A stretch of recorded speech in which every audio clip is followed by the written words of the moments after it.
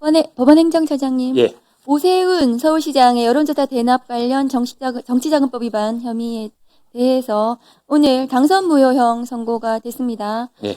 이 사건은 명백히 혐의가 인정이 됐는데도 불구하고 현직 서울시장 신분으로 이런 범죄 혐의를 받고 있는 사람이 서울시장 후보로 나와가지고 지금 지방선거에서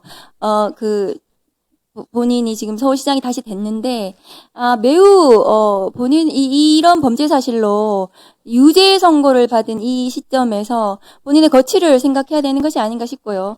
지금 법원에서는 이 사안이 신속하게 재판이 돼야 됩니다. 네. 내년 4월 7일 재보궐선거, 서울시장 재보궐선거를 하기 위해서는 2월까지는 대법원에서 확정이 돼야 됩니다. 이 당선 무효형에 대해서요.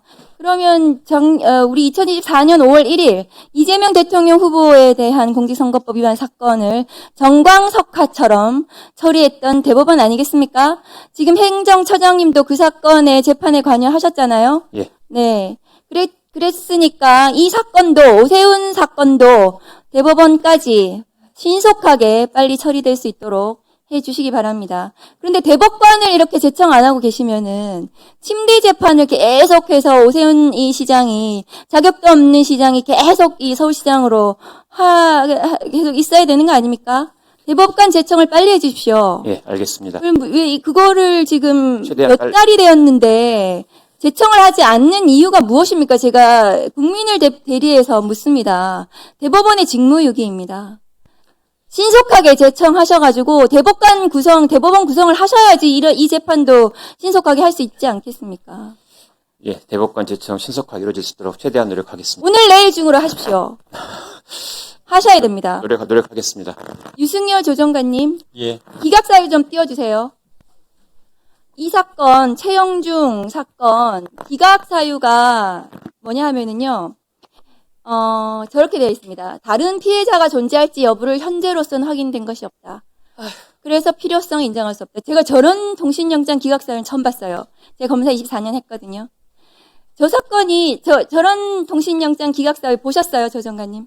매우 이례적입니다. 매우 이례적입니다. 성착취, 아동 성착취, 13살짜리거든요. 이 13살짜리한테 어떤 짓을 저질렀는지 제가 보여드릴까요? 다음 거 보여주세요. 범죄 사실이 저렇게 돼요.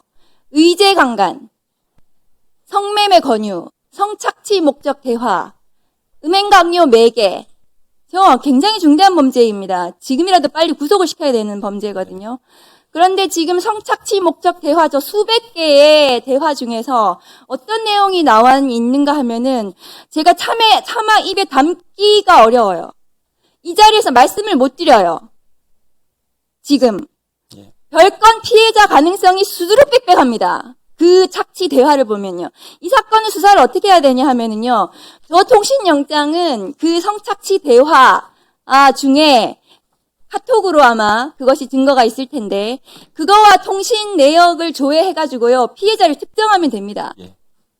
그렇게 해서 피해자를 특정하려고 통신영장을 경찰이 신청했는데 피해자 특정이 지금 안 돼서 영장을 기각을 해요. 이게 본말이 전도된 거예요. 이 수사를 이렇게 하는 게 말이 됩니까?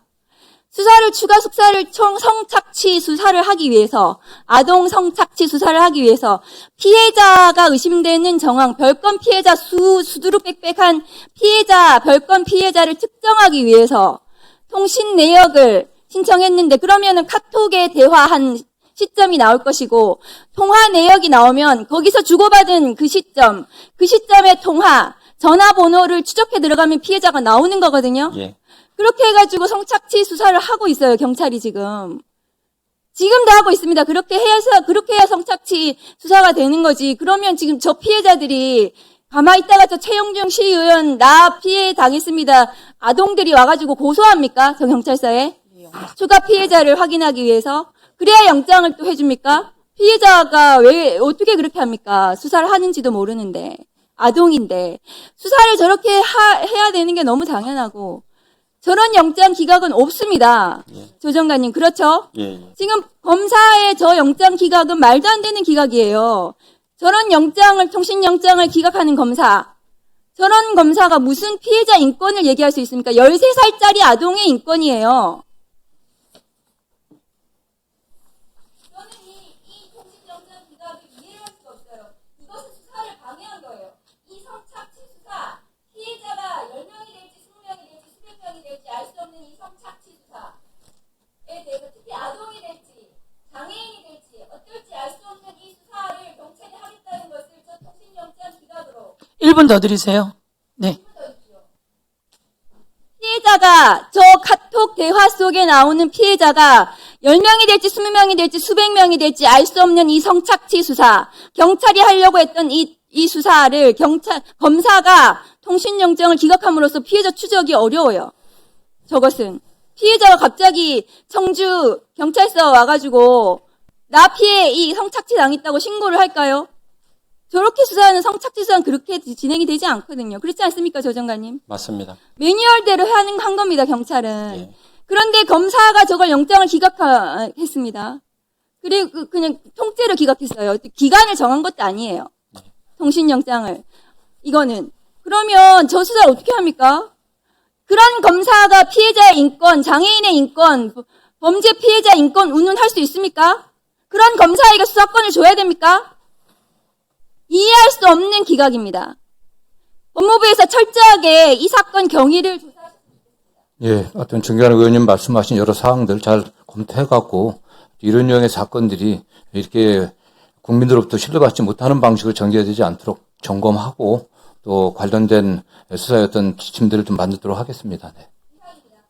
예, 수고하셨습니다. 다음은